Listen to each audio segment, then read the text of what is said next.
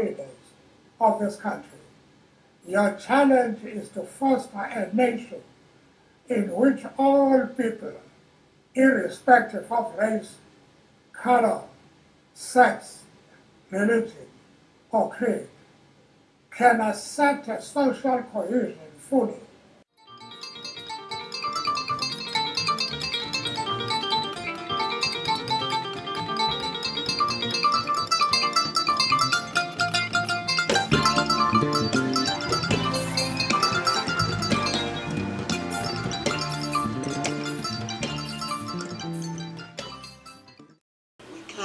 Continue as usual to depend only on outside help. Outside help is welcome and we graciously accept it, but we must also look at how to mobilize resources ourselves.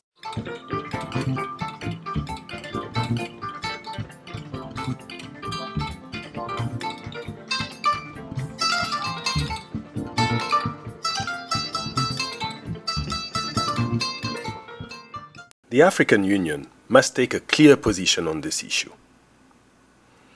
This event is symbolic for us.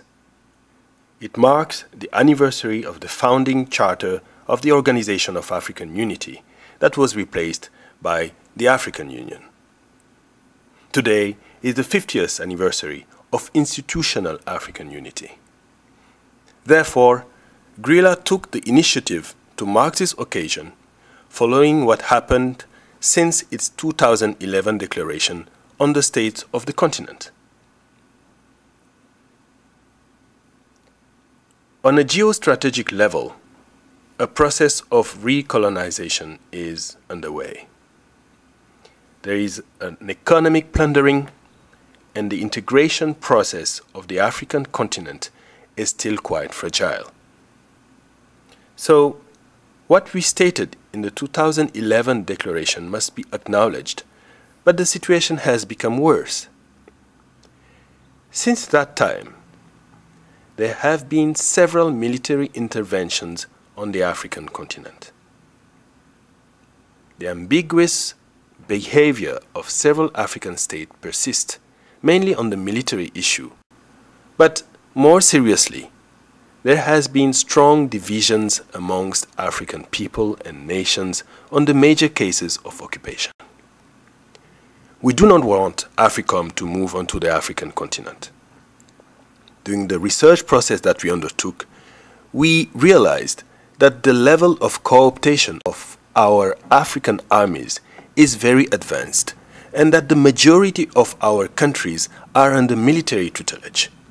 So even though the move of AFRICOM may seem like a formality at this stage because officially no African country wants this America base on its territory, the NATO forces are determined to find a stable African country to house this base. Our information indicates that several African nations are actually making offers to be the chosen location, but the Americans are dismissing these offers. The unique nature of this declaration is that it is done in the name of African and German citizens. The German did not choose either to have an American base for African in their backyard. They were not consulted in Parliament. It is a sort of a fait accompli that dates back to the vestiges of the Cold War. That is to say that Germany already has an American base, but this base is a new base. The United States under George Bush Jr. decided that the three large bases that control the area were not enough and that a fourth one was necessary just for the African continent. And that is the special nature of the 21st century. We can certainly speculate on why they want to do this. Is it really the terrorist security risk? Is it the incapacity of our African countries to protect themselves? Is it the scramble for resources that the emerging BRICS countries are exacerbating that justify these maneuvers? Regardless, Africa should be the first to be blamed for our incapacity to defend ourselves, and especially the fact that the African Union, which we must not forget, was formed due to the political initiative of Gaddafi, is now more and more aligned with NATO. We will not only have a serious problem of restructuring, but also regarding the position of how we should protect ourselves.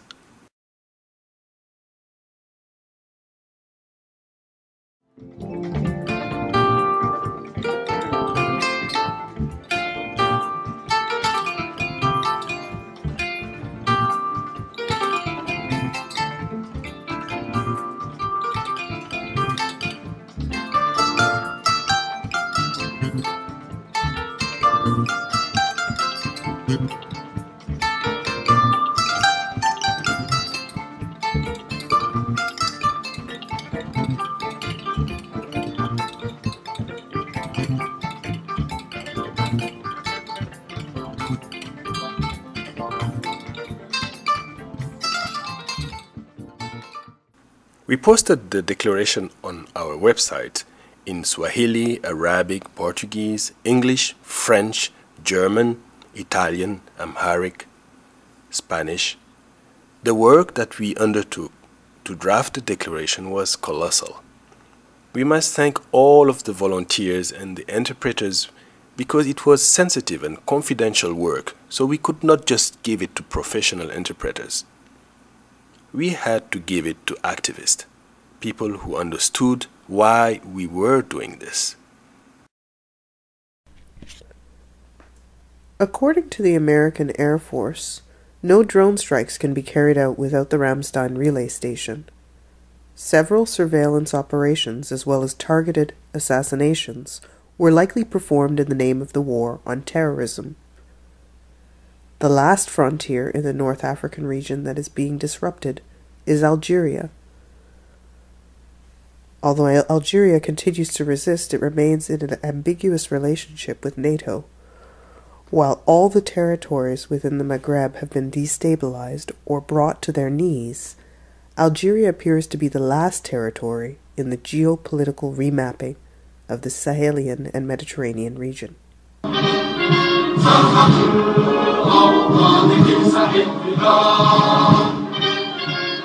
There are bright days ahead for the ongoing manipulation of the security agenda. Well, as always, it's a great opportunity to listen to the President and to discuss matters of mutual concern. And the principal topic which we discussed today was about the security situation in Mali. And we had a very thorough discussion, but I think the principle is the first thing that must happen is the immediate return of civilian control in Mali. The maneuvers of Africom in Algeria, the beginning of the end of the Bouteflika regime, the internal struggles of the fundamentalist forces of imperialism, are well illustrated by the hegemonic role of regional powers such as Qatar.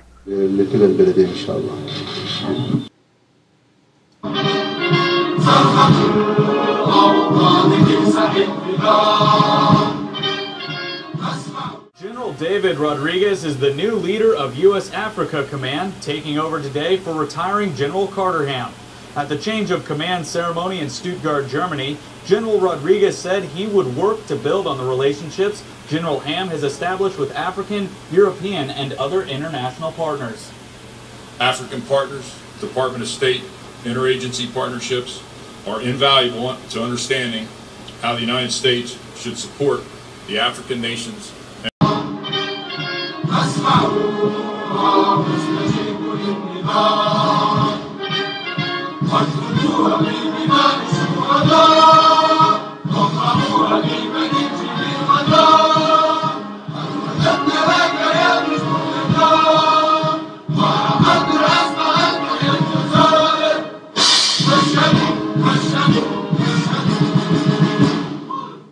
We choose the African territory of Algeria to launch our declaration, Africom Go Home, on the 50th anniversary of the independence of African nations, thereby amplifying the vision of Frantz Fanon. This force, Africom, launched by the Bush administration, claims to protect the security of the United States by reinforcing the capacities of African states against transnational threats and by fostering sustainable and harmonious development. The prospect of the establishment of AFRICOM, rejected for the moment by most African states, is appealing to some nations. What one has to understand is that NATO nations do not really need a base. They come and they go as they please, and they have done that practically since the time of independence. However, for the 21st century, this base would allow them to secure those spaces that already belong to them from the rapacious economic appetite of emerging powers such as China, India, or Brazil. But beyond the issue of the base, it is the way in which our armies have become surrogates, how they have been integrated and co-opted by the imperialist military structure. We propose instead a Pan-Africentrage, a self-reliant development focused on food self-sufficiency, an agriculture strategy that would involve not just agrarian reform and food sovereignty. It would mean that all the stages and tasks involved in agriculture are valued and complement industry. We are not talking about an insular development. It is a development based on collective autonomy. Instead, today we witness a fragmentation of path toward development. This urgent wake-up calls entails a Pan-Africanist or internationalist approach in order that our elites and people realize that the militarization of Africa is a dead end for us, which attracts and fuels conflict. The sovereignty of Africa must proceed with the dismantling of all foreign bases and the establishment of a continental African army devoted to the self-defense and maintaining peace. This requires continental integration, self-reliance towards social progress, which run counter to the co-optation and transformation of our armies into surrogates. These armies are often called upon to end conflict that have been fomented by external forces eager to control access to resources, both natural and human. They have been the wretched of the earth and now the wretched of the sea, that you call Haraga. The brain drain and the flight of our productive resources are symptoms of the failure of development. We must have another kind of development based on a balanced system to rediscover our Africanity, Africanisms, values, and virtues without narcissism. To emerge from our amnesia, fundamental principles like math, the balance with our vital forces must be restored. That is why we must demilitarize both states and terrorist groups, dismantle all foreign bases from Chagos, Ceuta, Diego Garcia, Libreville, N'Djamena, Djibouti. No to the multinational scramble for our resources. We are against land grabbing and dispossession. No to leaders who submit their countries to imperialism. We have to rediscover the room to maneuver of the state and popular movements, renationalize our resources, promote a continental and regional integration that is accelerated by the complementarity and equalization, rely on appropriate technology, and most importantly, we must have the total emancipation of women and transformation of male mentalities, the democratic repoliticization of our youth. We must unveil the irresponsible and ostentatious consumerist behaviors and preserve our ecological balance that is so threatened.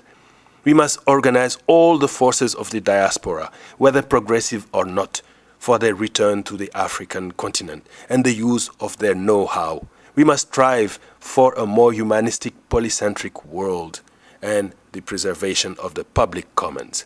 This issue of the commons is a new base for the rediscovery of internationalism. I close in saying that no one can foresee the outcome of these struggles. The near future will depend on the socio-political, economical, and cultural balance of power between classes, genders, and generations. It is, as Fanon envisioned, the moment to create a new man and a new woman, to widen the scopes of society's response against the unilateral market forces and its global apartheid order, by a humanistic and, if possible, socialist project. Fanon writes, "Word that still live today, Africa must be free. Africa must be free," said Dr. Nkrumah during his inaugural speech. "We have nothing to lose but our chains, and we will conquer a vast continent." In Accra, the Africans swore fidelity, loyalty, and assistance. and it is here in Algeria that it has happened.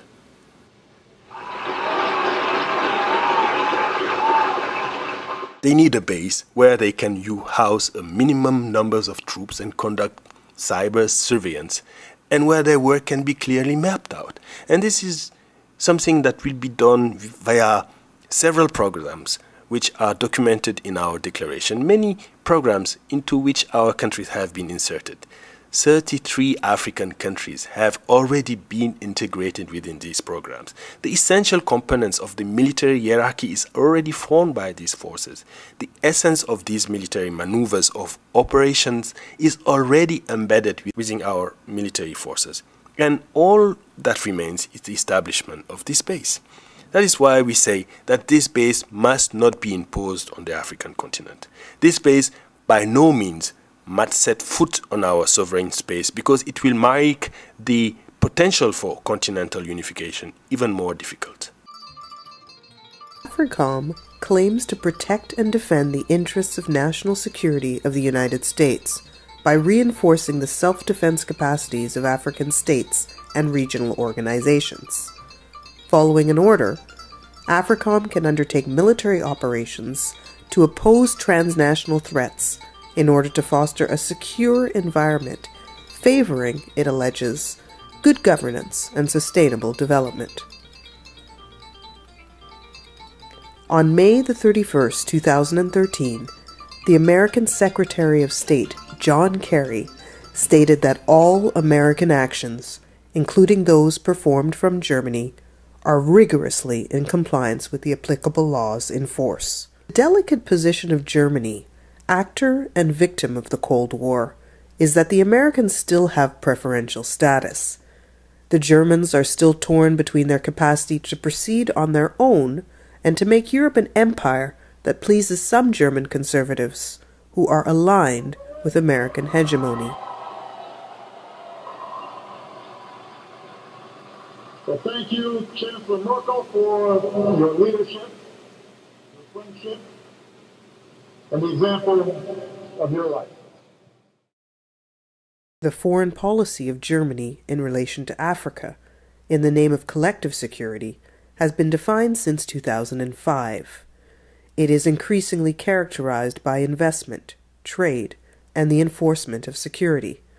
Since 2005, the German army has regularly participated in military maneuvers in West Africa, like Flingstock of AFRICOM.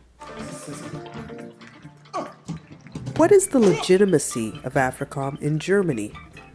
The presence of German forces in Germany is based on a treaty of October the 23rd, 1954, related to stationary foreign armed forces.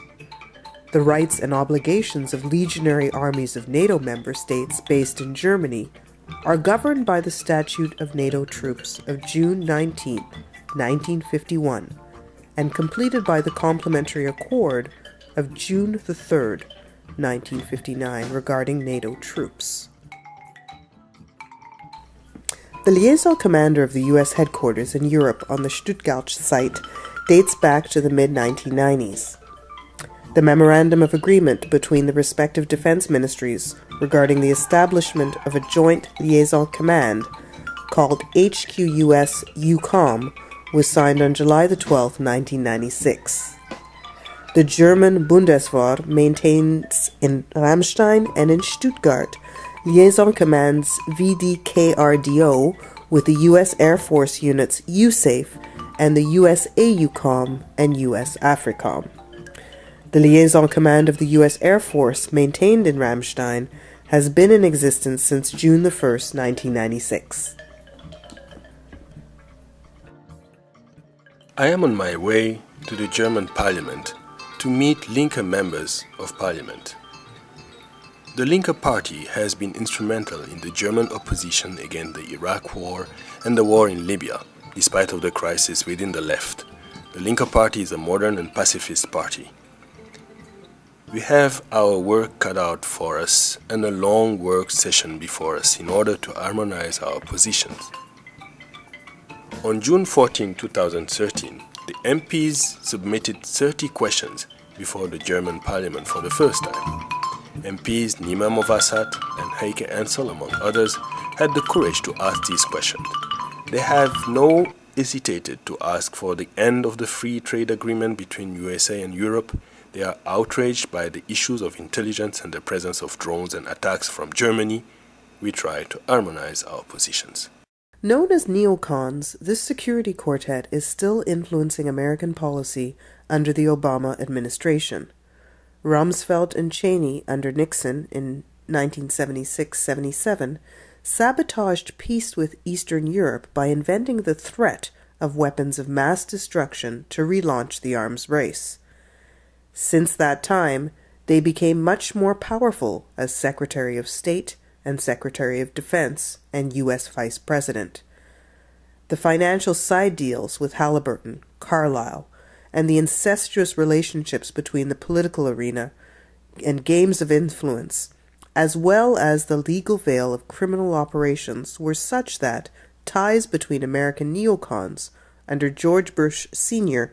and Al-Qaeda were severed. Powerful lobbies such as the Institute of Strategic Studies and the Project for a New American Century, but also think tanks such as the Bilderberg Club, advocate for a global governance of terror to replace the doctrine of mutual assured destruction of the Cold War era. The ambiguous support of the neocons and the Pentagon apparatus for the Muslim fundamentalists from the Middle East and from the Horn of Africa has resulted in a boomerang effect against the United States. We also have a history of kind of moving in and out of Pakistan. I mean, let's remember here, the people we are fighting today, we funded 20 years ago. And we did it because we were locked in this struggle with the Soviet Union. They invaded Afghanistan, and we did not want to see them control Central Asia. And we went to work. And it was President Reagan in partnership with the Congress, led by Democrats, who said, you know what, sounds like a pretty good idea. Let's deal with the ISI and the Pakistani military, and let's go recruit these mujahideen, and that's great. Let's get some to come from Saudi Arabia and other places, importing their Wahhabi brand of Islam so that we can go beat the Soviet Union. And guess what? They retreated. They lost billions of dollars, and it led to the collapse of the Soviet Union. So there's a very strong argument, which is, it wasn't a bad investment to end the Soviet Union, but let's be careful what we sow because we will harvest.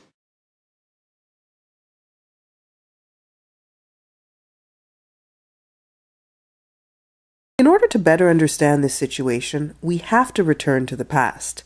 The American foreign policy in Africa first failed in Angola, where they supported allies such as Jonas Savimbi and Holden Roberto. The South African and American defeat in Quito Cannavale in front of the Angolan and Cuban forces in 1987, followed by the end of apartheid and the Somali Restore Hope operation, which was a fiasco, forced Washington to intensify the privatization of its bilateral relations. It also caused Washington to foster other, more incendiary alliances with Islamist extremists that were unpredictable and could not be controlled. So it was not in New York, but in Africa, in Dar es Salaam, that the first terrorist attacks occurred. In Nairobi and Dar es Salaam, the U.S. was targeted on August 7, 1998. The relationship between Al-Qaeda and the United States was over. The American embassy was destroyed, and an obscure Islamic group called the Army of the Liberation of Holy Ground claimed responsibility for the attacks. The Saudi billionaire bin Laden, a former ally of the Americans, the Egyptian Saif al-Aden, and the Comorian Fazul Abdullah were incriminated without revealing the links that they had with the Americans. The Clinton administration took advantage of its crusade against al-Qaeda in order to contain Sudan and to better position itself within the Great Lakes region. There, as elsewhere, the neoliberal development policies devoid of social justice robbed the African people of their dignity and exacerbated popular resentment, thereby pushing the more radical of the disenchanted towards extremism. Target was terror. Our mission was clear: to strike at the network of radical groups affiliated with and funded by Osama bin Laden, perhaps the preeminent organizer and financier of international terrorism in the world today. The groups associated with him come from diverse places but share a hatred for democracy, a fanatical glorification of violence, and a horrible distortion of their religion to justify the murder of innocents. The links with the nebulous terrorists, the controversial attacks of September 11th, and the presumed masterminds of this tragedy, still unknown, overshadowed the issue regarding the actual location and state of the Pentagon's accounts, located in a wing of the Pentagon. The night before the attacks, Rumsfeld was complaining about the overly bureaucratic structure and the unexplained disappearance of $2.3 trillion. The military war industry had carte blanche to invade countries from Iraq to Libya. According to some estimates, we cannot track $2.3 trillion in transactions. The complicity between elements of the CIA and the Pentagon had finally disintegrated. I would call the said wanted, dead or alive. Obsession with the war on terror masks something else. In contrast with the Pan-Africanist vision, the Bush Doctrine of 2001, which lacks vision, is similar to the Wilsonian worldview, a unilateral patriotic conservatism principally linked to the military-industrial complex and financial corporations. Its vision is different. It needs to instill fear and admiration for the United States, with a concept of democratic nation-building based on the American managerial model. The approach no longer needs the multilateral UN system, or even at times NATO, flirting with private military companies and other subcontracting militias. The objectives of the neocons in the war on terror is a changing of the guard in the Middle East and in Africa, the halting of progressive regimes and aligning all others with the American worldview. Make the American army the premier army of the 21st century, more flexible and easier to deploy. Following the footsteps of the Bush administration, the Obama administration has abandoned the victims of the dominant order, leaving them without options. This leaves the door open to the proliferation of disparate groups of terrorists. The defense establishment maintains a budget of $500 billion, 2,500 military programs, as well as a clear, established and anti-terrorist program in conjunction with Europe and Japan, and consolidates AFRICOM. Our Africa Command is focused not on establishing a foothold in the continent, but on confronting these common challenges to advance the security of America, Africa, and the world. A document that was released in January of this year, January 2012, and it's called the Strategic Guidance for the 21st Century. It was a document approved by President Obama, developed by Secretary of Defense Panetta and Chairman of the Joint Chiefs of Staff General Dempsey, that outlines the global defense strategic guidance which will guide the U.S. military well into the future.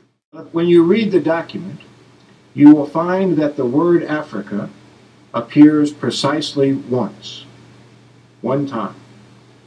And so some question that says, well, does that mean that the United States military does not really think very seriously or is not very committed to African security matters? When you look at the list of tasks that are assigned to the Department of Defense, the tasks which my nation expects our military to accomplish, you will find some very consistent and very relevant priorities for those of us who operate with our African partners.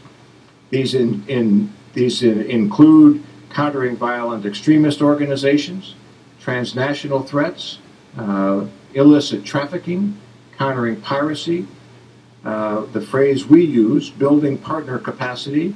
I think it's better to say enabling the capacity of other states to be able to provide not only for their own security, but to contribute more effectively to regional security as well.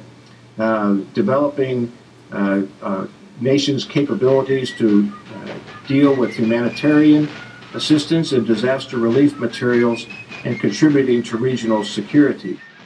looks like the AFRICOM is a military outfit. Isn't it a military outfit? Sure, yes, sir. It is military. We're part So of the that's department. literally when you go around and ask African leaders, which members have done, and you look at experts' testimony, it's hunger, disease, internecine warfare, oppressive regimes, oppression, poverty. If those are the primary things that Africa needs help with, those are not military focused items.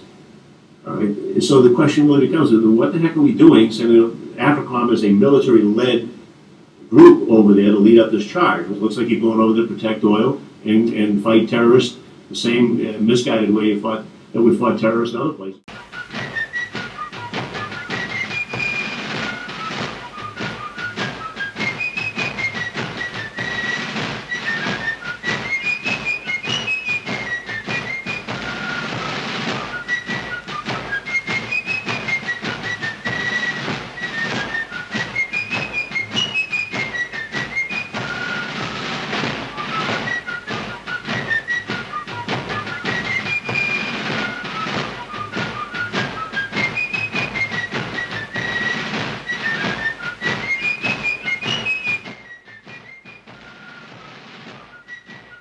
Major General Rob Baker.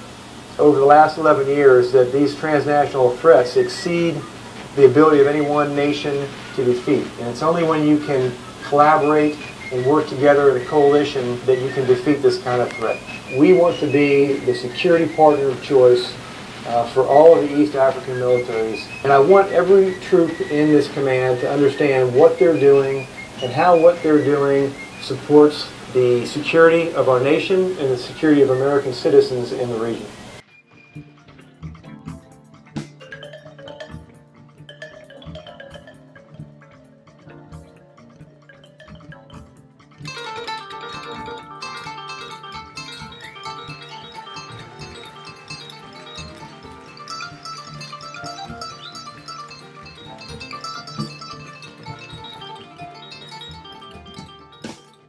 Come to speak to you and explain that there is no conspiracy theory. There is a global geopolitical struggle going on in which Africa is a key component. The best example is this military base. It is in Stuttgart, and I intend to visit it in a few hours after this event to tell the people in charge the same way we intend to tell the German parliamentarians that we do not want them to move to Africa, and that they shouldn't even be there, and shouldn't be here. This base violates Article 25 and 26 of the German Constitution, which stipulate that German soil cannot be used to prepare or carry out aggression in other countries. There was absolutely no consultation of the German parliament to establish this base here.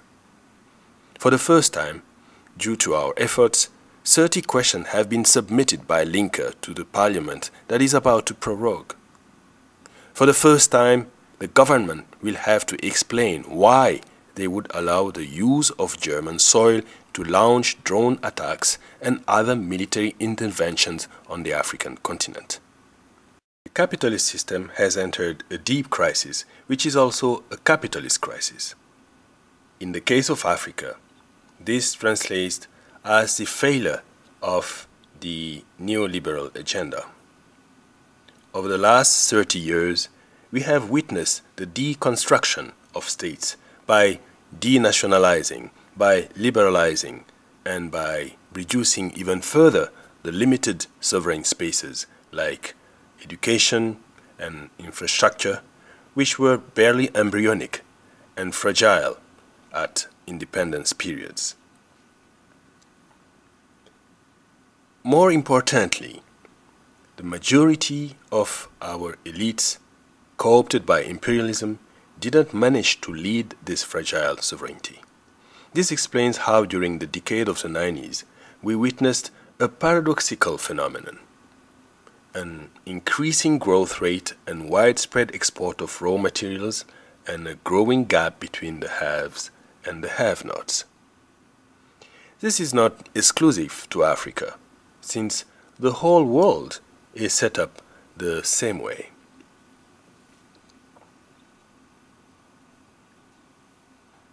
If we look at the global households distribution of wealth, we see that 2% own the majority of the wealth. The vast majority of humanity that doesn't have access to credit live in precarious situation or in poverty itself. And Africa is fully caught up in that.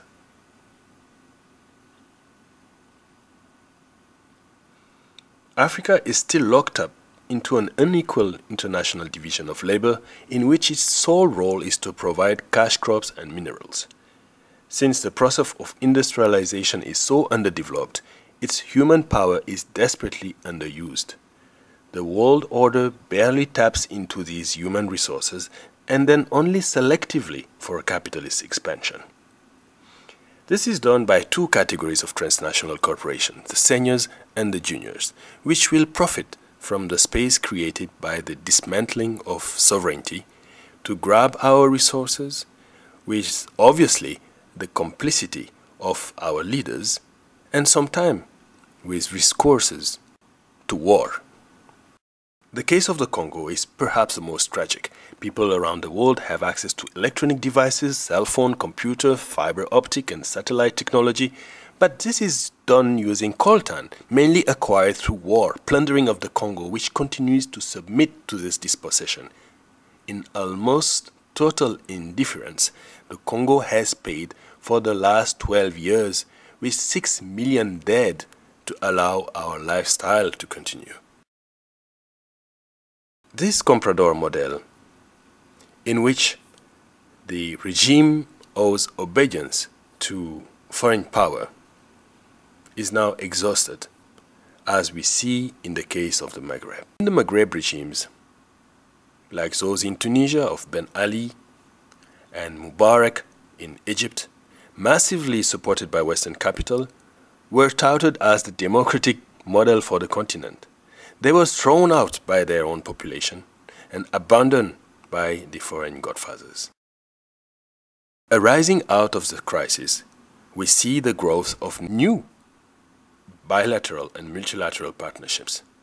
Players like China and India have changed power relations over access to African resources.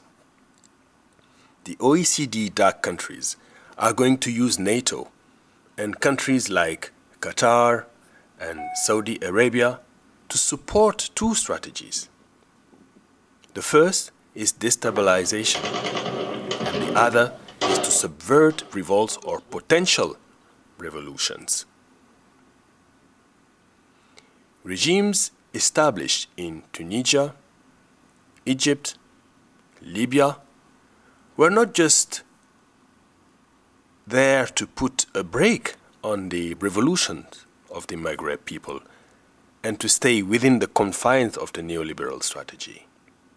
This actually represents a redesigned map of North Africa, but also the Horn of Africa as well as the Middle East, with the objective of destabilizing Syria, Iran, and China.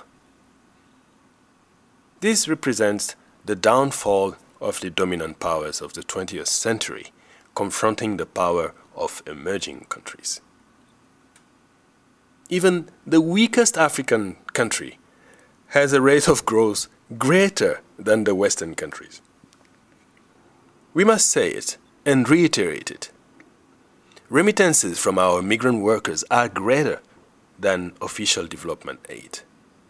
NEPAD, the New Partnership for Africa's Development, is not even a plan for continental integration. Rather, it is a partnership with the G8 countries that has not yet been financed.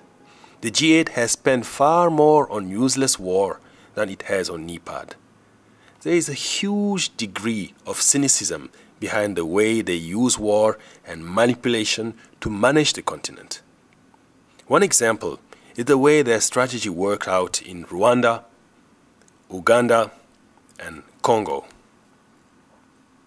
This strategy was frustrated by some African countries who refused to accept the partition of the Congo. The intervention of South Africa, Zimbabwe, and Angola caused great consternation to the West because it frustrated their plan. because they saw how Africa could manage their own affair if they united. This is the reason why the Western powers want to make us believe that we cannot defend ourselves and that justify the existence of Africa.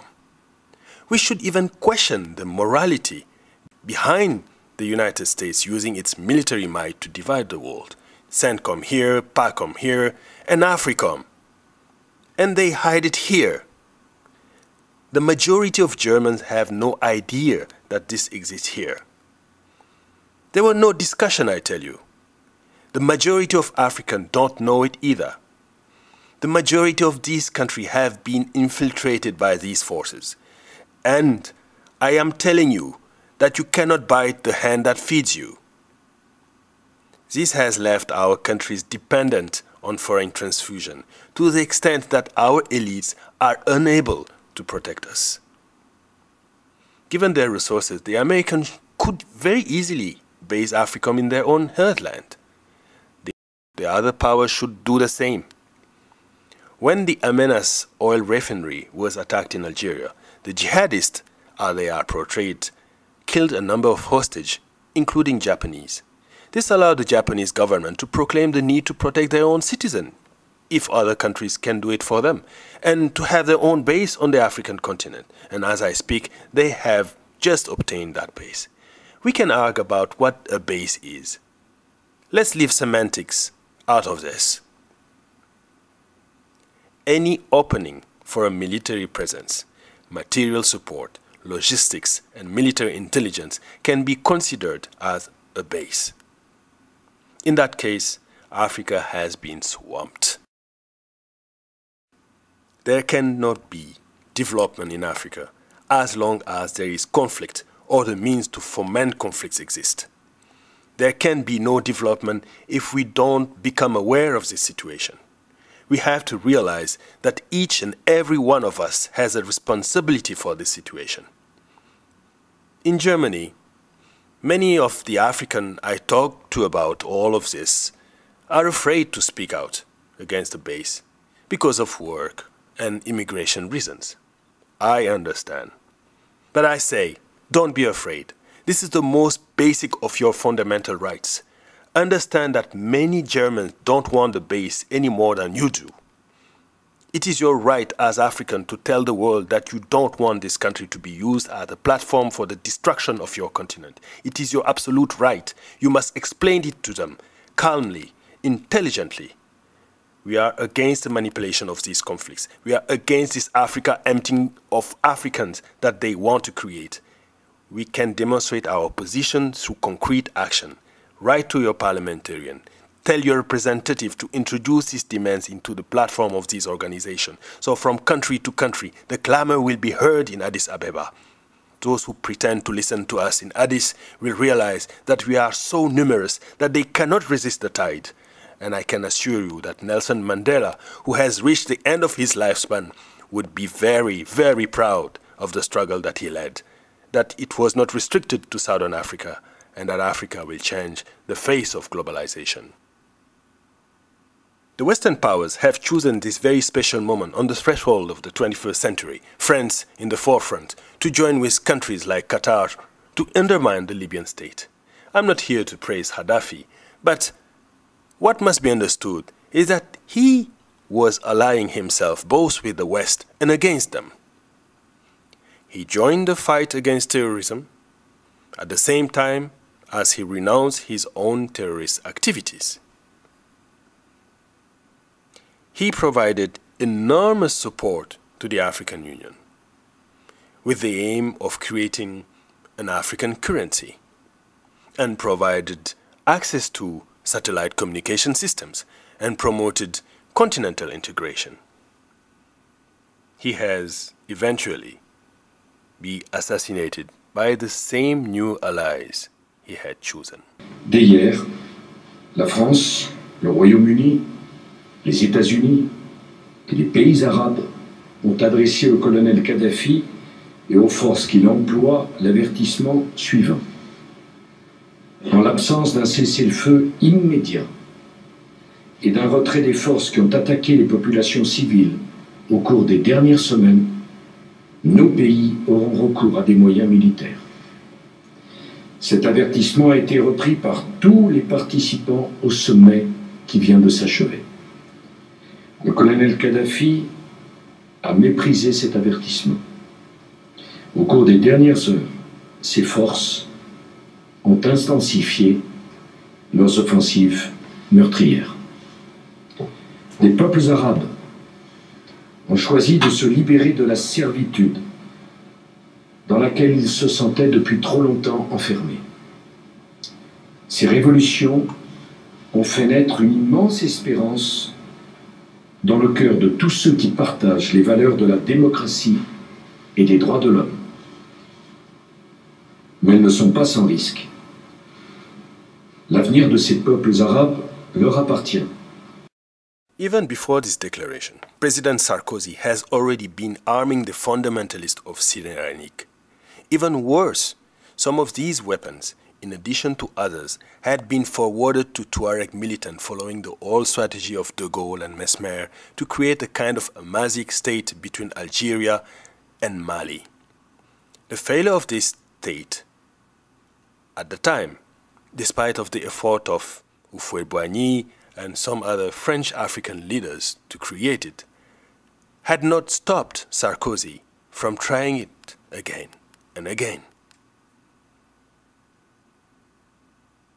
It is through Mauritania and President Abdelaziz that these dissident elements will be introduced in Mali and supported. Of course, one can blame the Malian authorities for this negligence, along with the incipient corruption endemic to the majority of states under structural adjustment tutelage, which has set up this scenario. Toumani Touré operated within the military maneuvers of NATO. Even more seriously, once his country was occupied, following the model of the Côte d'Ivoire invasion, an embargo was imposed after the military coup at the end of his mandate. And I can get into greater detail during this question period. The weapons, which had been ordered to defend the sovereignty of Mali, ended up stalled in the embargo. Mali had no ability to defend itself against the forces backed by the foreign interest, which had more or less reason to demand secession.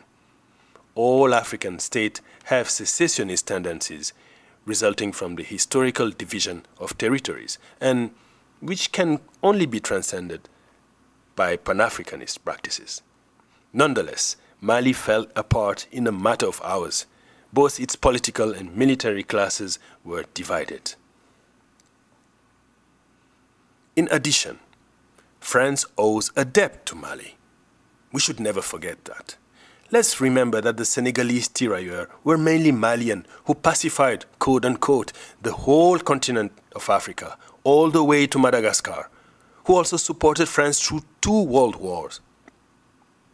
Very clearly, the Malians have given the French a hero's welcome for helping them remove their own pests, who finally vanished into the mountains where attempts to dislodge them are underway.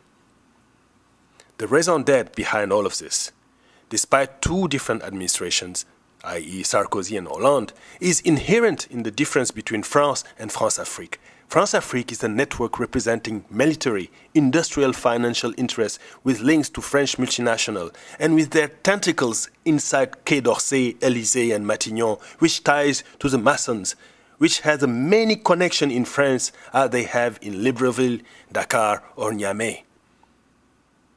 It is this system that sustains France and its overseas territories.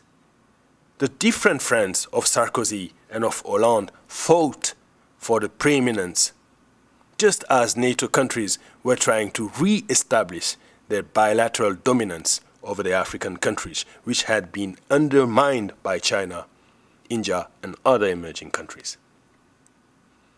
The response has been to reimpose the hegemony of the West over the African continent and warn all other powers that Africa is their turf for the 21st century.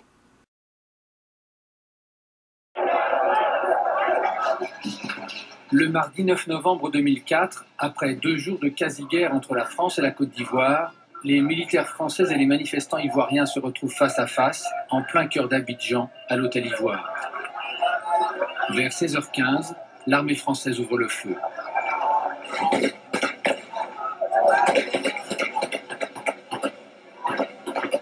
Ces images sont filmées par la télévision ivoirienne. Bilan, 7 morts et des dizaines de blessés selon Abidjan. Dans les jours qui suivent la fusillade, les autorités françaises donnent plusieurs versions des faits.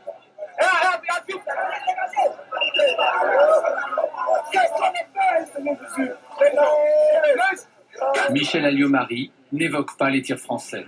C'est qu'il y a eu des échanges de coups et de tirs entre la foule, les jeunes patriotes et les soldats militaires et gendarmes ivoiriens qui étaient en interposition entre la foule et les blindés français. Le général Poncet, qui dirige l'armée en Côte d'Ivoire, admet les tirs français, mais seulement pour riposter. Les tirs sont partis sur nos forces depuis les derniers étages de l'Hôtel Ivoire, de la grande tour que nous occupions pas, et depuis la foule. Dans ces conditions, nos unités ont été amenées à faire des tirs de sommation et à forcer le passage en évitant, bien évidemment, de faire des morts et des blessés parmi les manifestants. Mais, je répète encore une fois, les premiers tirs n'ont pas été notre fait. Le chef de la gendarmerie ivoirienne que nous avons interviewé lance la polémique. Il accuse le colonel français qui dirigeait les opérations à l'Hôtel Ivoire d'avoir provoqué la fusillade. Il a donné l'ordre de tirer. Il n'y avait pas de tir auparavant. Il n'y avait pas eu un seul coup de feu avant que les militaires français commencent à tirer. Et c'est leur chef, ils n'ont pas tiré au hasard les militaires français, c'est leur chef de corps qui a donné l'ordre de tirer. En réplique, le chef d'état-major français monte au créneau avec une nouvelle version des faits. Nous avons eu le sentiment d'un bout à l'autre que ce fameux colonel de gendarmerie qui accuse aujourd'hui l'armée française avait en réalité cherché à provoquer l'incident. Que ce sont les gendarmes ivoiriens qui ont cherché à se saisir à un moment de certains de nos soldats pour les envoyer dans la foule. Et c'est là que nous avons dû ouvrir le feu, après les tirs de sommation. Voici donc les explications données par le colonel Destremo dans une interview à nos confrères de Libération le 10 décembre 2004. Il ne parle plus de tirs venus de la foule. Il confirme que son dispositif a été débordé par les manifestants. On n'arrivait pas à éloigner cette foule qui de plus en plus était débordante. Sur ma gauche, 3 de nos véhicules étaient déjà immergés dans la foule. Un manifestant grimpe sur un de mes chars et arme la mitrailleuse 762. Un de mes hommes fait un tir d'intimidation dans sa direction. L'individu redescend aussitôt du blindé. Le coup de feu déclenche une fusillade. L'ensemble de mes hommes fait des tirs uniquement d'intimidation. On se rapproche de la vérité. Reste une question. Comment des tirs d'intimidation ont-ils fait 16 morts et 76 blessés par balle, selon une enquête du journal français Le Parisien? D'après l'armée française, la fusillade a duré environ 1 minute. 2000 projectiles ont été tirés. L'ordinateur contient une présentation de tous les armements français en Côte d'Ivoire, les matériels de transmission et l'organisation des troupes. Il contient aussi des centaines de fiches sur les principales personnalités ivoiriennes, en commençant par le président Gbagbo. Sa vie est détaillée, jusqu'aux plaques d'immatriculation de ses voitures banalisées. Ça vous a surpris que les Français fassent des fiches de renseignements comme ça, confidentielles, sur vous? Mais on a peur quand on voit le blindage de sa voiture, de sa voiture. Je veux dire, bon. La maîtrise de soi, dans des situations dangereuses, impose de grandes qualités morales et physiques. Cela demande tout à la fois sang-froid et courage, discipline et détermination. C'est ce visage que nous ont montré les soldats de l'Icône sous les ordres du général Poncet durant les événements de novembre dernier en Côte d'Ivoire. Another example of hypocrisy and betrayal. Gaddafi, after supporting electoral campaigns in Europe and Africa and opening his country to economic liberalization, is hunted down by his alleged powerful allies who locate him via his Iridium cell phone. It is likely that a Secret Service infiltrator was amongst the insurgents who participated in his assassination. La largeur des impacts qui indique un tir au pistolet plutôt qu'à la Kalachnikov, la proximité des deux blessures, le remplacement, j'en suis personnellement convaincu. Tout semble indiquer que Kadhafi a été mortellement blessé au thorax par un tir à bout portant dans l'ambulance qu'il évacuait.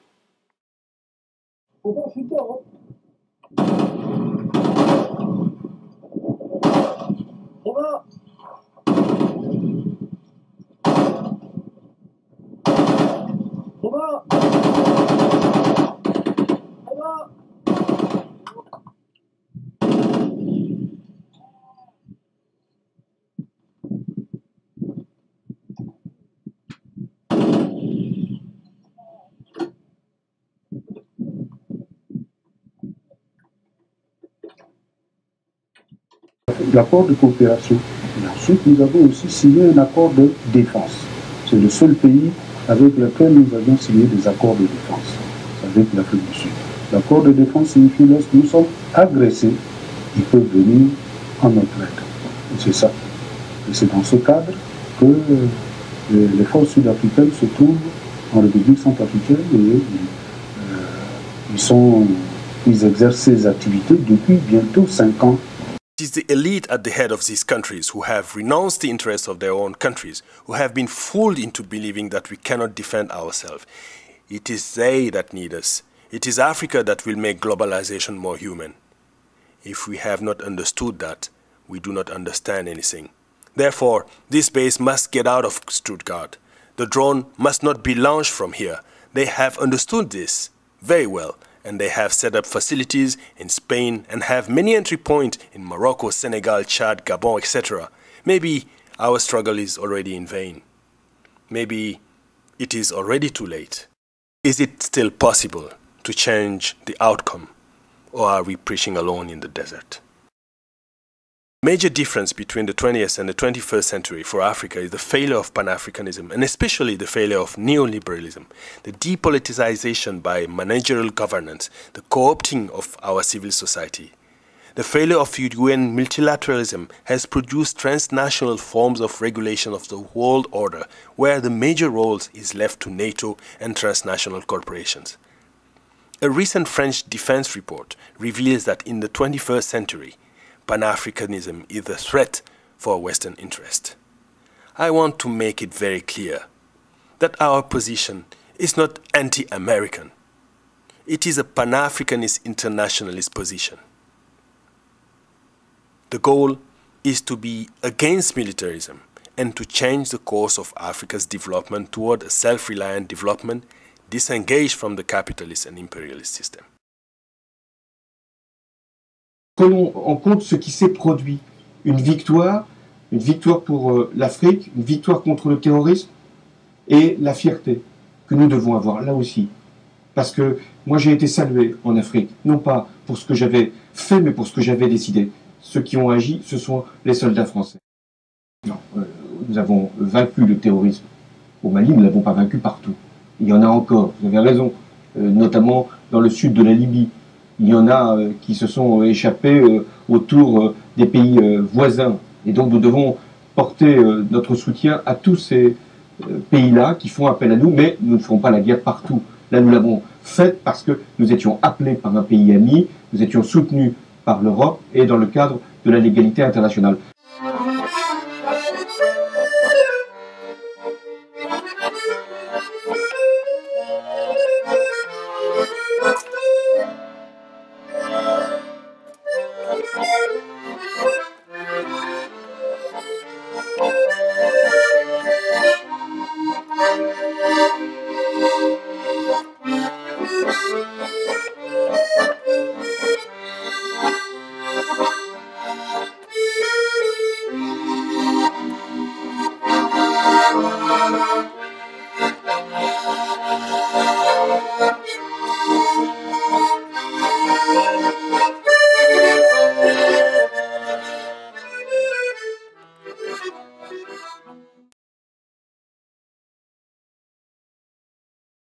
You know, the Obama administration said that they would move away from this frame, global war on terrorism, but in many ways they have continued down the same path. It may just be, you know, global war on terror, but it's very much more of the same. And what we see in the African context is that the U.S. has focused on the security sector, on essentially a militarized engagement with Africa. I think it is alarming, first, that the U.S., through AFRICOM, heavily involved in Libya, sending weapons to Libya. Weapons that then, together with weapons that were in caches of the Gaddafi government, that then found their way across borders to Mali, where, and so I think there was a sense, and there still is a hope, that there can be leadership from the Obama administration that really causes the so-called war on terror and also countering China. So I do think that becomes a key determinant in U.S. policy at this time. Some people call it the cool war between China and the U.S. that's ongoing now. But I think clearly when you see the rise of Africa, Africa has 6 of the top 10 growing economies in the world. I think it is incumbent upon the U.S. to engage more strategically.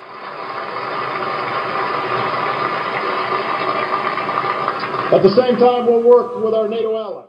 Germany joined NATO in 1955 in the face of significant popular resistance. There is resentment among some Germans about this cavalier attitude, as well as an acknowledgement of the contributions of the Western Bloc in the reconstruction of Germany, which is tainted sometimes with mixed feelings on major global strategic issues.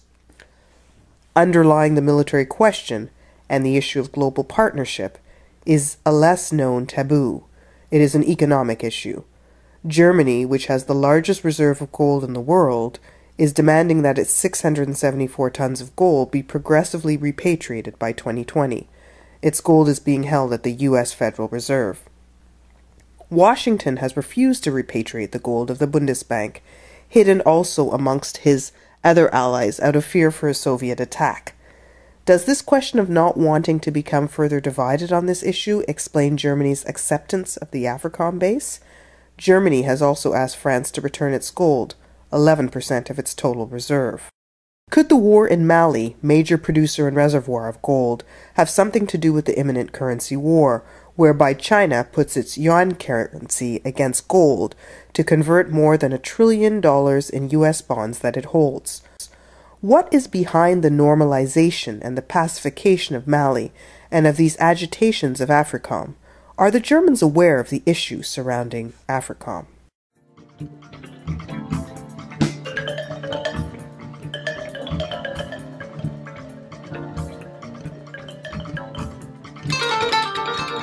Of course, Africa has a lot of very important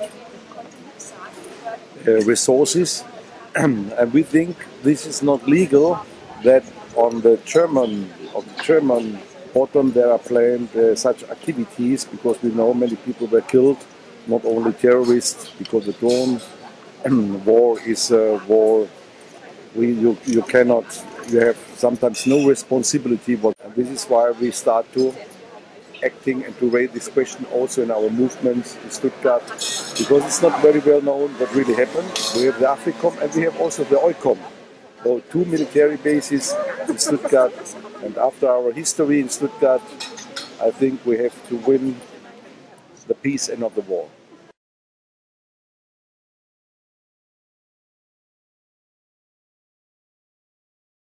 Do you know AFRICOM? No. At all? Not at all. And the baby? No. Okay. Do you know AFRICOM? Und würden gerne die Reaktion einfach aufnehmen.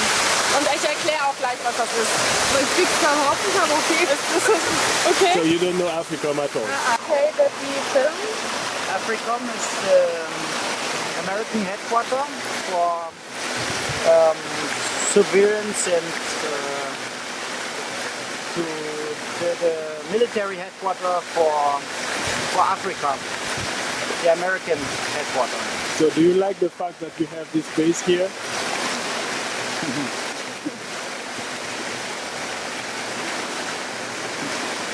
Not really. Not really. Do you have one reason?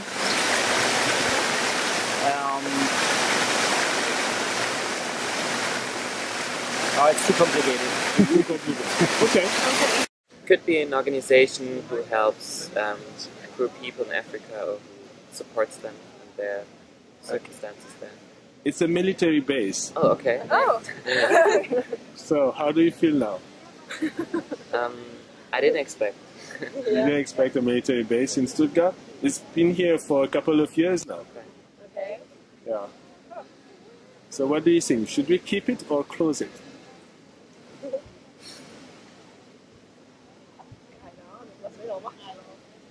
Yeah, it's a hard question, but what does this military base do so that we could think about our answer? Maybe? It's an American base. Okay. That want to protect Africa against terrorists. That's what they say. Okay.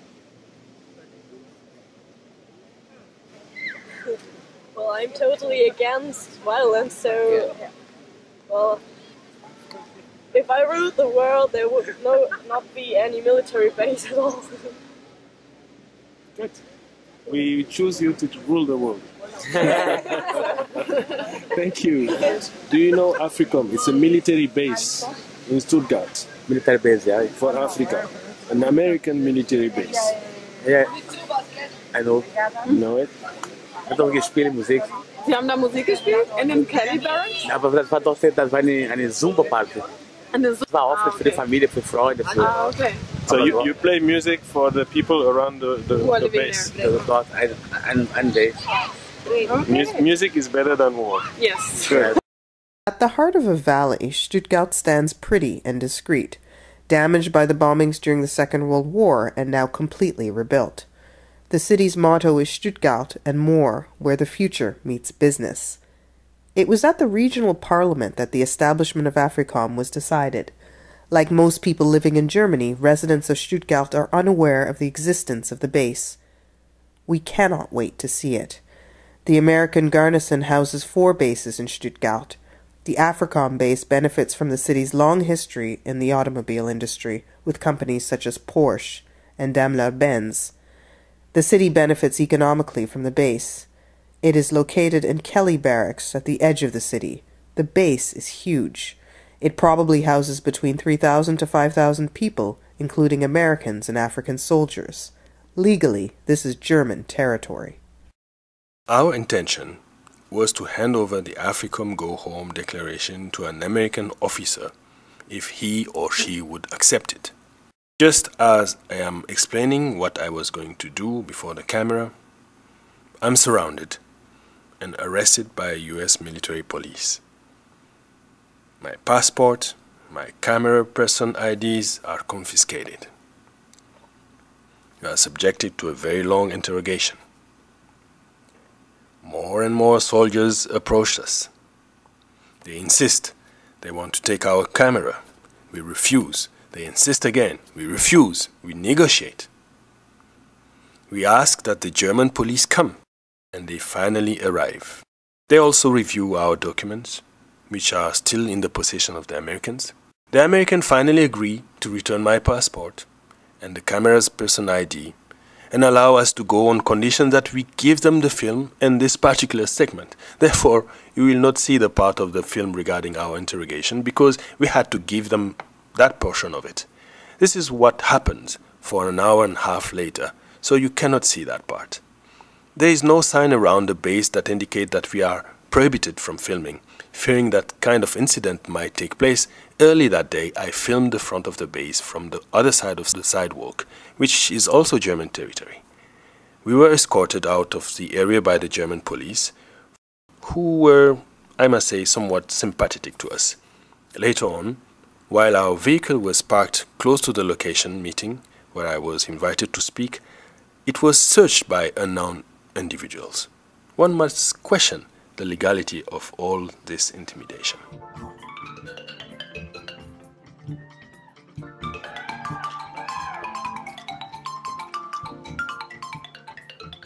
It's very important because it was here in Germany in 1885 that we had the Berlin Conference that divided the African continent, and we cannot use Stuttgart as another base to recolonize the African continent. We will expect for the next election to have clear answer on how, without consultation, was established this military base. And we'll listen to him in the open microphone in the Den ägyptisch-senegalesischen Politologen Herrn Assis Salmone Fall derzeit aus Kanada. Und zwar ist heute Abend im Forum 3 um 20 Uhr eine Veranstaltung. Und da geht es um die افريكوم, also Militärbasen in Deutschland. Die افريكوم ist ja die Militärbasis, die in Stuttgart-Mürgen ist.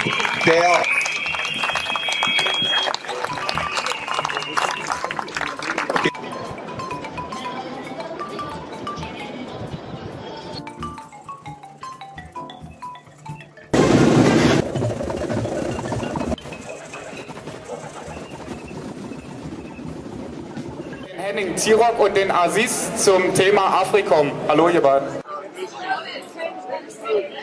You know, the question here is not to bury the station, but to bury the افريكوم. The military base is an American base that is a front of the NATO base. It aims at controlling militarily the resources, the riches of Africa, its oil, its diamond, its coltan, its uranium, and also to fuel wars in order to have the pretext of intervening. And we will not accept that.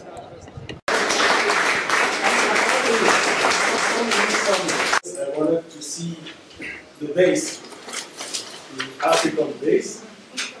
And I know that I've seen it today, and many of you probably have never seen it. So as you know, the African hospitality is great, so we have no problem of accepting Germany as an African state. Despite of the fact that the country is no longer in the Cold War, and despite of the fact that there is now a unified Germany, you don't have your say as citizen on this global issue.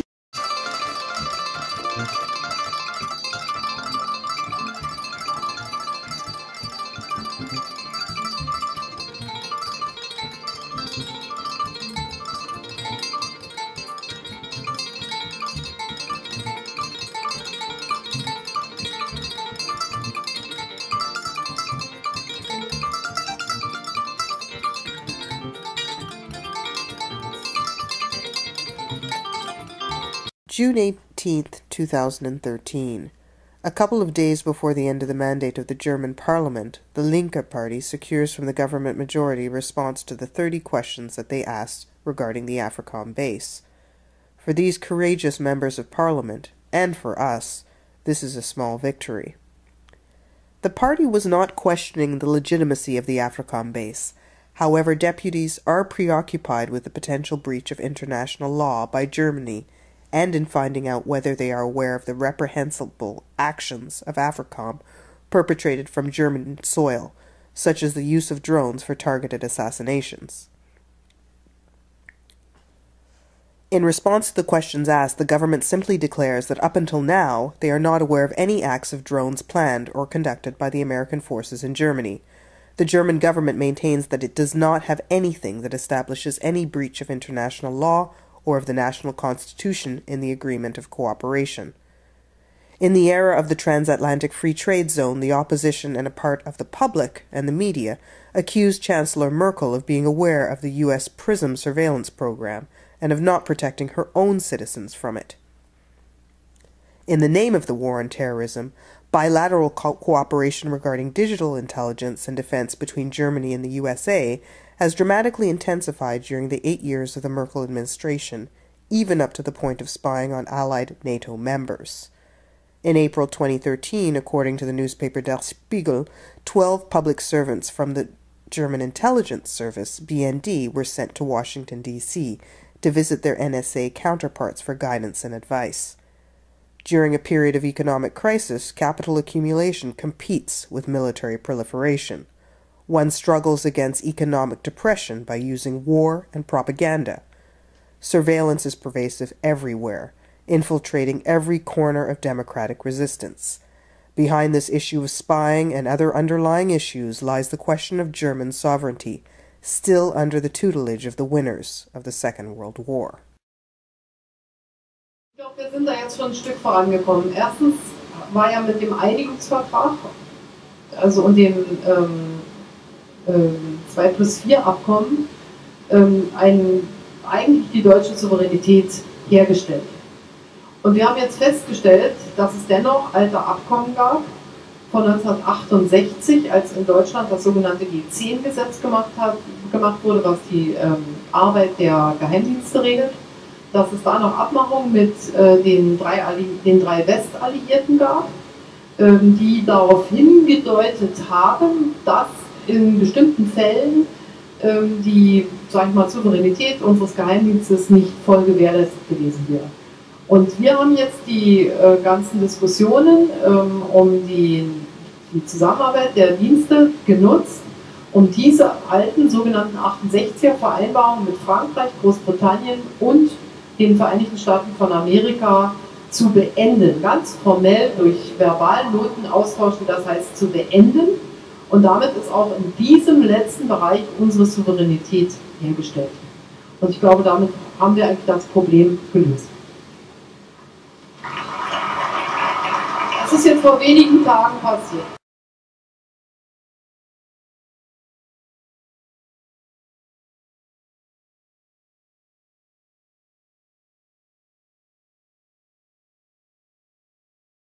On September the 3rd, 2013, the Linke MPs, dissatisfied with the vague answers of the Merkel administration, filed a complaint against the German government regarding the targeted assassination of Afrikom and the use of the Ramstein base to launch attacks against Afghanistan and the Horn of Africa.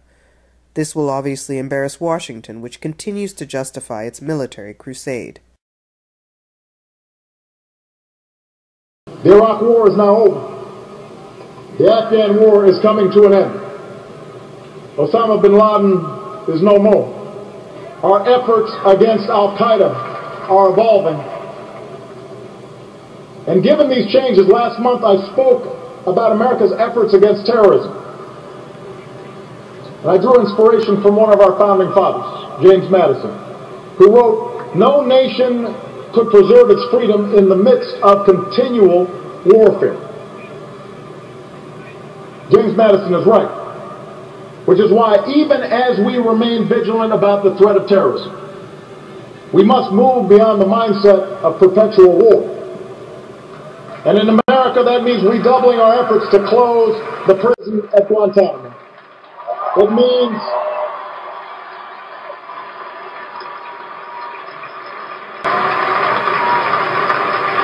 means tightly controlling our use of new technologies like drones.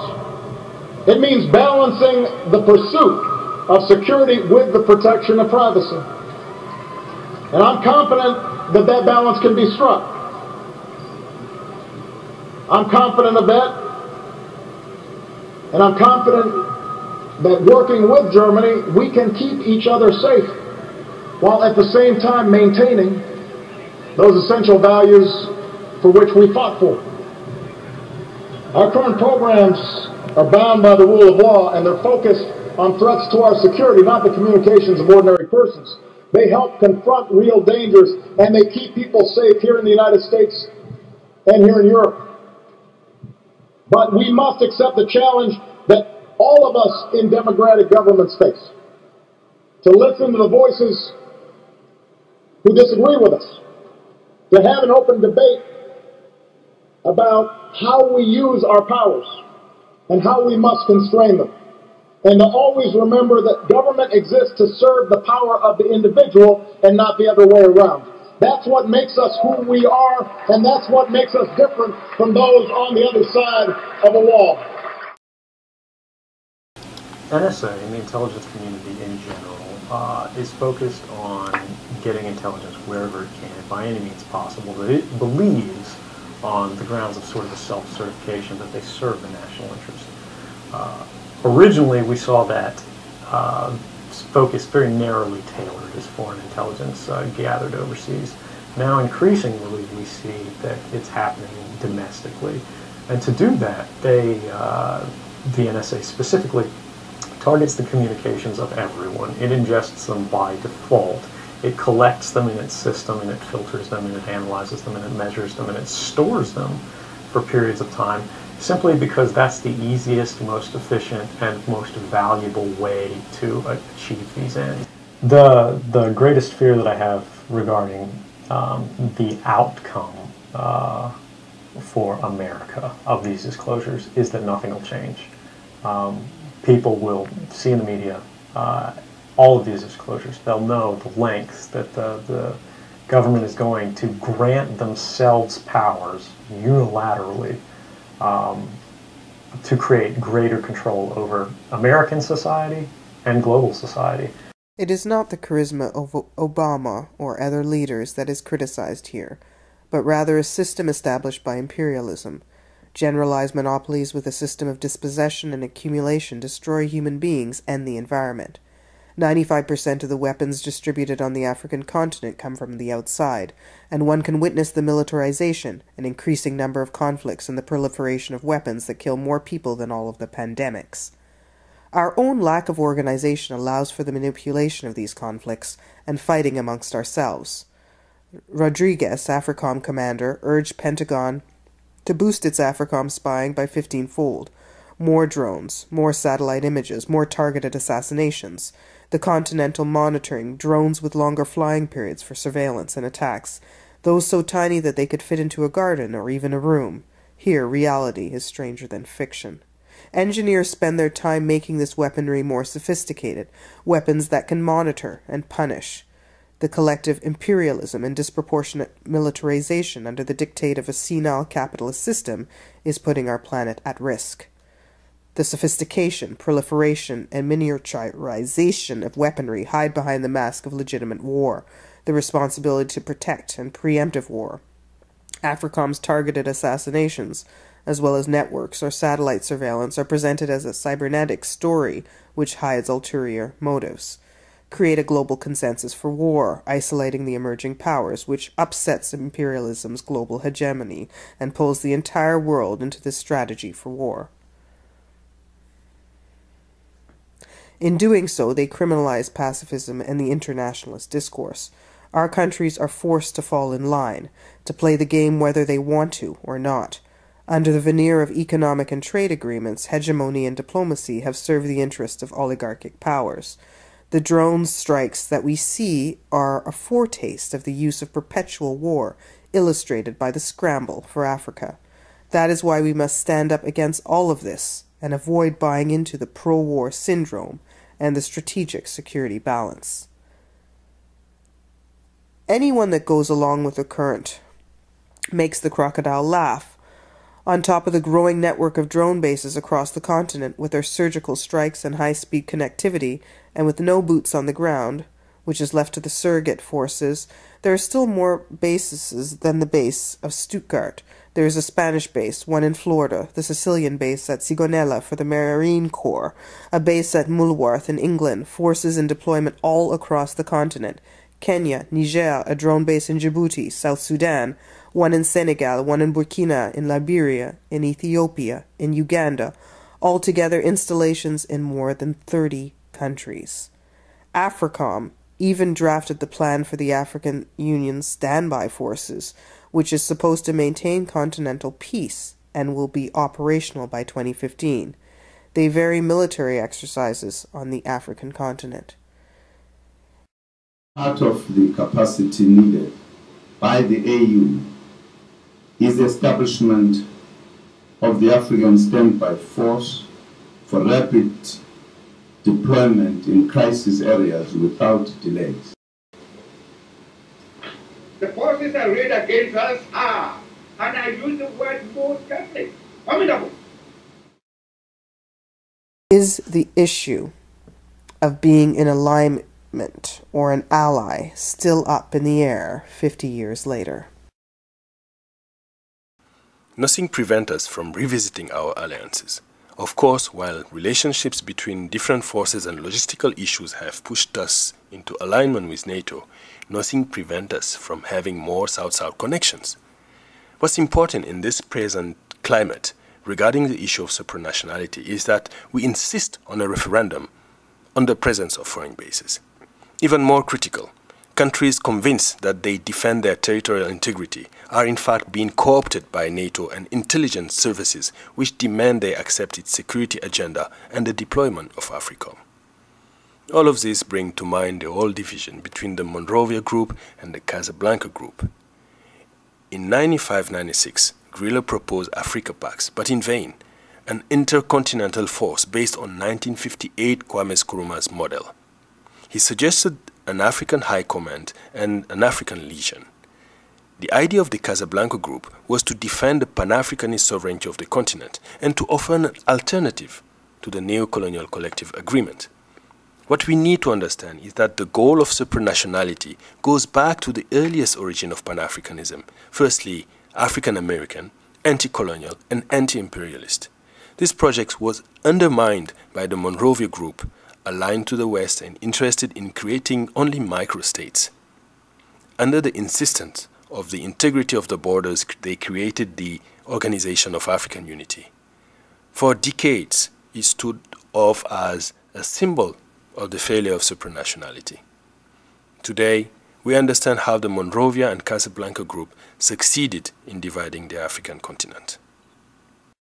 Announcement by the Ethiopian Prime Minister Desalegn in May 27, 2013 of the formation of the Rapid Intervention Force of 4,000 soldiers for African conflict was heralded as an unprecedented event to justify the delay of the African Standby Force expected in 2015, an intercontinental defense force mimicking the Nkrumah model of the 1958 High Command and Legion on 4 continental areas. The African Union has applied the same idea on 5 zones, pretending that it will not be guided by NATO. But it should be understood that the African Standby Force has followed in the steps of the African Union in 2002, and the adoption of the Protocol of the Security and Peace Council of 2003 that stipulates that an African Rapid Defense Force be deployed. The political and institutional constraints are far less important than the financial and logistical tutelage. The standby force received $10 million for peacebuilding, but this is an insignificant sum. NATO has provided the capacity-building reinforcement, has operationalized the standby force and given targeted training. Since 2009, it has been training senior officers of the African Standby Force. The Command Interarm Center is based in Lisbon. The African Union is itself requesting military expertise. The heads of state are the very ones asking for training and military maneuvers. These maneuvers demonstrate how AFRICOM is reframing the continent and playing the role of intervener.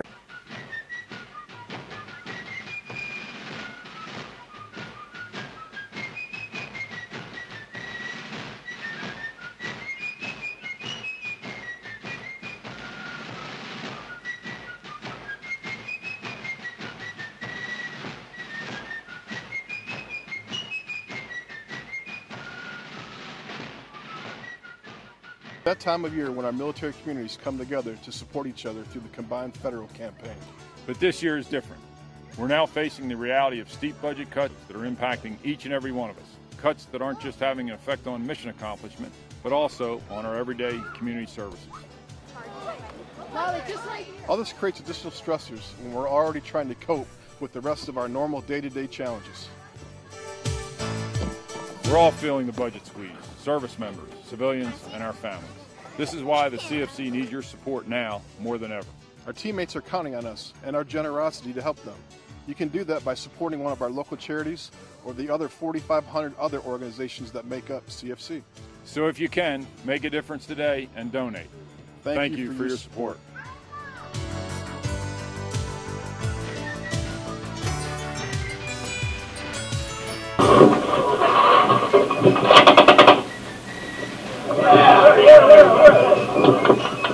Nice.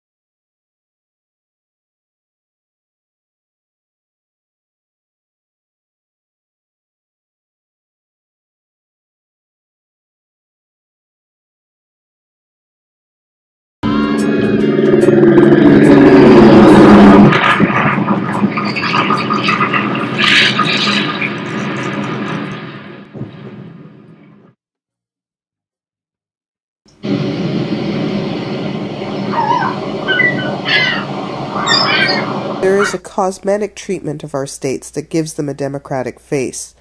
They are in fact much more vulnerable to coming under military and economic networks, organized along macho, ethnic, or social bellicose lines. Their development capacity was aborted by liberalization, and they have difficulties in reaping the economic advantages of their resources.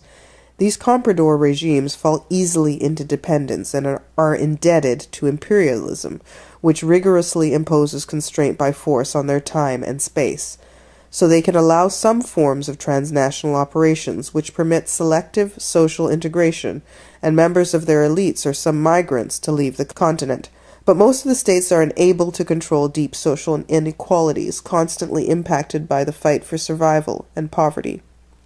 People continue to resist, despite heavy repression, and every method of depoliticization used internally and externally. Many escape to religion or self-alienation. Decolonization is not pseudo-liberation. Trying to regain our sovereignty raises questions about who we have become and who we will become, but we have been reduced to the level of butterflies, mesmerized by the light.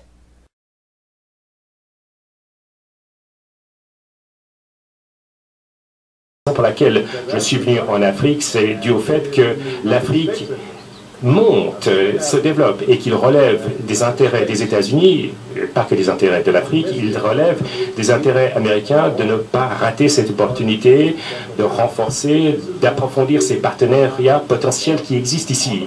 Il va s'agir d'un continent qui avance, c'est un continent jeune, qui est en plein essor et plein d'énergie.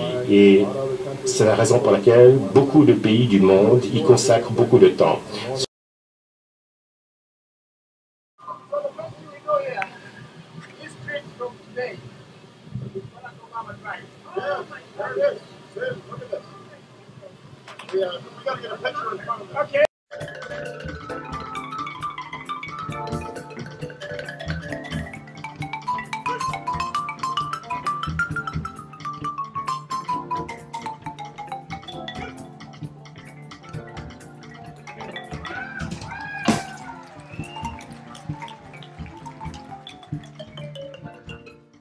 See the parade of this post-colonial army of tirailleurs, we wonder if it is still possible for us to transcend our hybrid and fictive nation-states and rise above our ethnic, clan-like, or religious divisions, while skirting the dead end of predatory capitalism.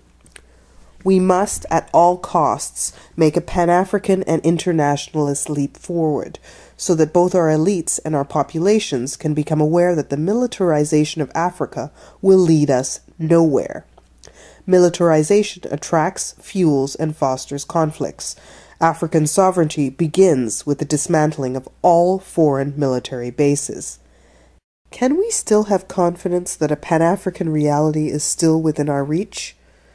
But it is incompatible with our present state of dependence and tutelage, as well as populist, ethnocentric, and fanatical religious networks. And above all, entities like Africom or any other foreign base. To the youth of Africa, I say, have faith in your future. Stand up against Africom. Africa will either throw off her bonds and be free, or she will cease to be. Long live a free Africa.